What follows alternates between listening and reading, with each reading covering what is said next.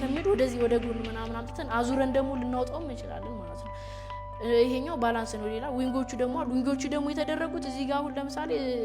እንትን ይላሉ አሁን ለምሳሌ እዚህ ጋር በሚገባበት ጊዜ መስኮት አለ መስኮት በሚጨርፍበት